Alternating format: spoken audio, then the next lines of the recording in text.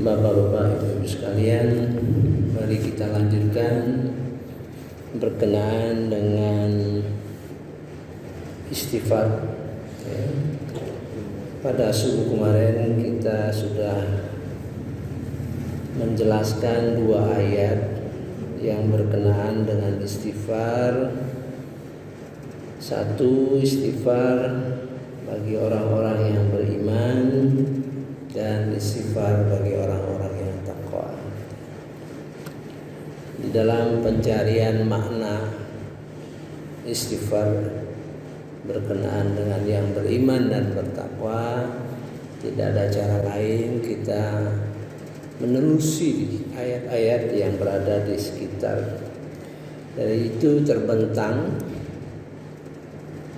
kira-kira wawasan berkenaan dengan istighfar orang yang beriman. Itu terkait dengan tahap-tahap kehidupan kita.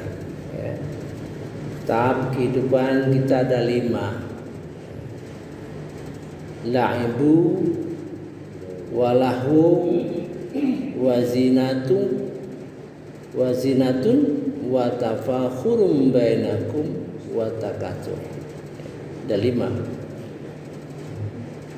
Bermain-main, bersenda gurau, berhias-hias, saling berbangga di antara kalian, dan watakatsur. Watakatsur itu pengen nomor 1, segala pengen banyak gitu. Nah, di dalam perjalanan hidup kita ini sangat dipengaruhi oleh dan sangat dipengaruhi kemampuan kita dalam mengatasi godaan-godaan. Jadi kalau kita berhasil menghindari godaan-godaan itu, maka di ujung ayat itu kita berhasil, berarti kita akan mendapat ampunan dari Allah Subhanahu wa taala dan kurnianya. Wa maghfiratum minallahi wa ridwan. Kalau sebaliknya, maka wa fil akhirati azabun syadid. Dan di akhirat nanti azab Allah itu sangat pedih. Dua keadaan ini yang memungkinkan yang terjadi pada kita. Oleh sebab itu kita disuruh berlomba-lomba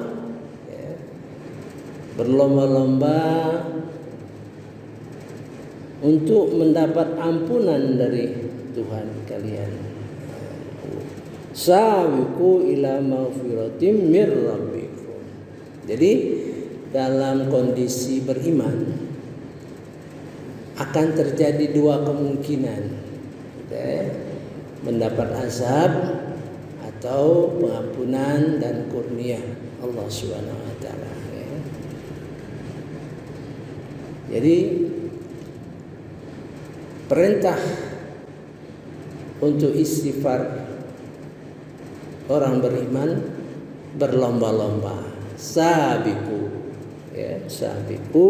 ila maghfiratin mir rabbikum wa jannatin arduha ka'ardis samai wal ard. Nah, sekarang kita lihat bagaimana dalam mengarungi kehidupan itu. Kalau kita berhasil ataupun gagal, itu tergantung bagaimana kita mampu insyaallah di dalam mengatasi cobaan hidup. Mari kita lihat Al-Imran ayat 14. Dijadikan terasa indah dalam pandangan manusia. Zuyyina linnas hubbus syahwat. Dijadikan, dihiasi, terasa indah dalam pandangan manusia. Ini kalimat pasif, ya. Dijadikan terasa indah dalam pandangan manusia, kalimat pasif. Jadi ahli tafsir cara mengolahnya itu bagaimana, siapa yang membuat indah itu, ya gitu ya. Jadi ini kalimat pasif nih. Siapa objeknya? Kalau objeknya sudah pasti manusia, tapi subjeknya siapa yang melakukan itu? Dalam pengertian, dalam tafsir kita temukan bahwa ada dua kemungkinan yang membuat indah. Pertama, Allah Subhanahu wa taala. Kedua, setan. Sesuai dengan janji setan. Gitu ya. Zuyyina lin-nasi hubbus syahwat terhadap minan nisa, terhadap wanita-wanita, wal banin, anak-anak, wal qanatin, harta benda yang banyak, ya, wal muqantarah, yang bertumpuk-tumpuk, ya, minaz zahabi wal fiddah, emas, perak, kuda, itu rincian hiasan dunia ini. Ya, kalau sekarang mungkin ditambah lagi dengan jabatan, ya, dengan kehidupan yang glamor, ya. Nah, dzalika mata'ul hayatid dunya. Nah, itulah kesenangan kehidupan dunia, ya. Kalau kita bisa mengatasinya, artinya bisa membelenggu setan. Makanya kita setan itu kurang dibahas sebenarnya dalam tausiah-tausiah, ya. Karena tausiah-tausiah itu bersifat umum, ya, tausiah bersifat umum.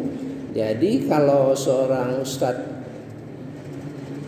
ceramah kesana kemari, tentu tidak bisa dia merencanakan suatu rencana yang baik mengenai topik-topik yang dibicarakan. Oleh sebab itu kita sudah merekam 45 rekaman mengenai perilaku setan di dalam Al-Quran, ya. 45 rekaman itu baru sekitar 50%, ya, dari ayat-ayat Al-Quran yang bisa kita gali. Tapi memandailah kalau 45 rekaman itu, sehingga kita bisa paham mengenai setan itu, bagaimana strateginya, bagaimana kekuatannya, bagaimana kelemahannya, ya. Nah, ada statement ini, wallahu indahu husnul ma'af. Di sisinya lah, di sisi Allah yang terbaik untuk tempat kembali. Jadi dalam kehidupan 5 tingkat tadi itu pengaruh setan sangat besar. Dan apabila kita bisa mengatasi setan, maka insya Allah kita menjadi orang yang takwa. Nah, gitu ya. Jadi setelah ini berkenaan dengan orang takwa dan istighfar. Okay. Sekarang mari kita lihat surah Al-Imran. Bedanya dengan di dalam surah Al-Hadid, alawa wasari'u. Kalau di Al-Hadid, sabiqu, berlomba-lombalah untuk memperoleh pengampunan. Kalau kita dan bersegeralah, artinya berkaitan dengan ayat sebelumnya, erat. Kalau di dalam Al-Hadid tidak ada wa, karena dua kemungkinan, ya, dua kemungkinan bisa kita dapat maghfirah wa maghfiratun minallahi wa ridwan, atau azab pedih. Jadi terbentang pilihan. Nah, ini wa artinya berkaitan dengan. Jadi orang yang sudah tahap beristighfar dengan tingkatan takwa, yaitu orang yang taat kepada Allah dan Rasulnya. Wa ati'ullah war rasul. Taat artinya kalau orang taat itu sudah di atas orang beriman, ya, patuh, ya. La'allakum turhamun, semoga kamu dirahmati. Wasari'u, dan wasari'u ila maghfiratin min rabbikum, segeralah mendapat pengampunan dari Allah SWT. Jadi kalau berlomba-lomba mungkin orang banyak, ya, mungkin orang banyak. Kalau bersegera tidak, terkait dengan orang. Jadi wasabiku itu tentu terhadap dosa-dosa yang umum, ya, yang umum. Tapi di dalam bahasa Riu dosa-dosa yang khusus. Nah, mari kita lihat bagaimana dosa-dosa yang mungkin menimpa orang-orang yang takwa. Kita lanjutkan.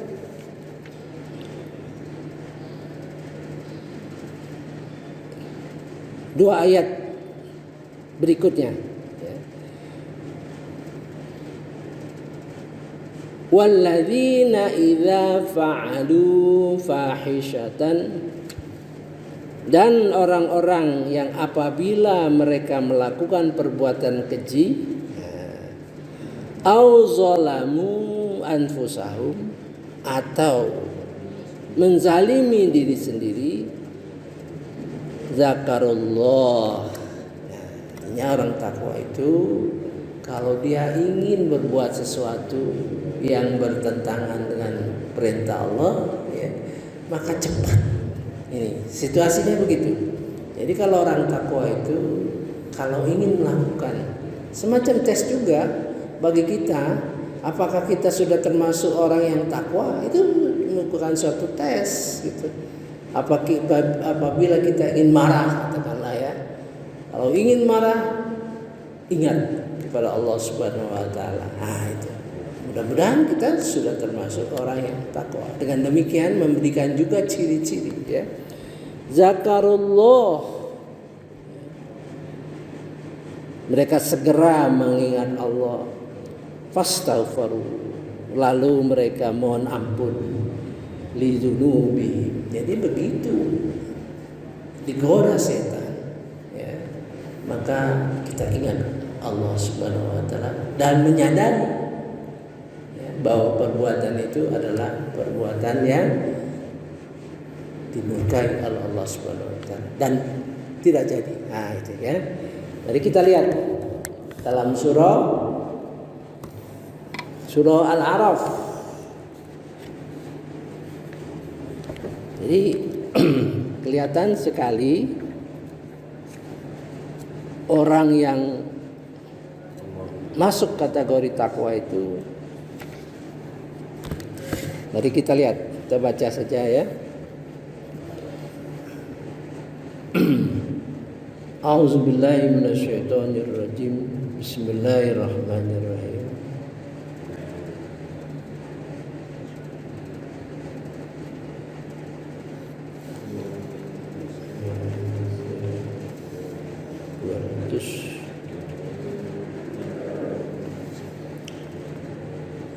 Dinyatakan di sini orang yang takwa, ya.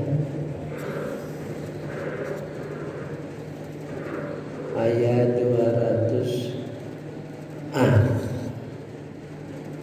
Dan jika setan datang menggodamu, maka berlindunglah kepada Allah, sungguh Dia Maha mendengar dan Maha mengetahui, ya.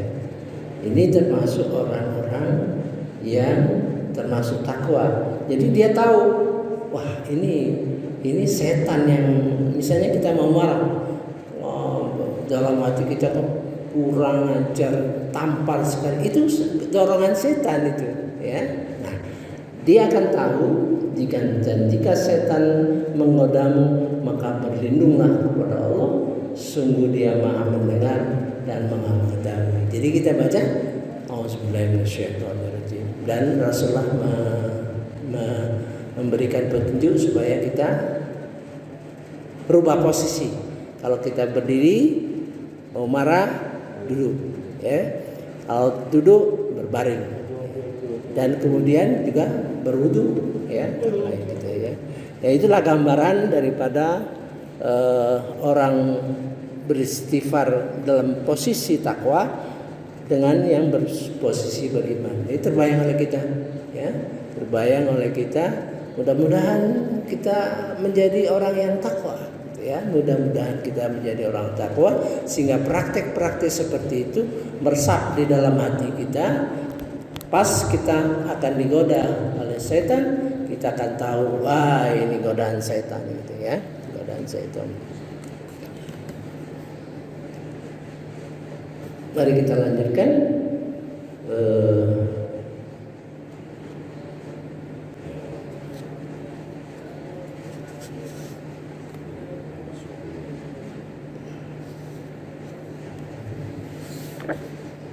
Dalam surah Ali Imran tadi, ya, kita lanjutkan. Jadi kita sadar setelah itu, ya, wa ma yaghfiru dzunuba illallah. Dan dia mohon ampun dan dari dosa-dosa itu maksudnya begitu tergerak hati, ya, untuk melakukan, maka dia ingat Allah Subhanahu wa taala dan dia mohon ampun pada Allah Subhanahu wa taala. Dan dia tidak teruskan, ya. Walam yusirru, dan tidak mereka meneruskan alama. Dia tahu ada gangguan setan, dia segera beristighfar, dihentikan, ya, tidak jadi.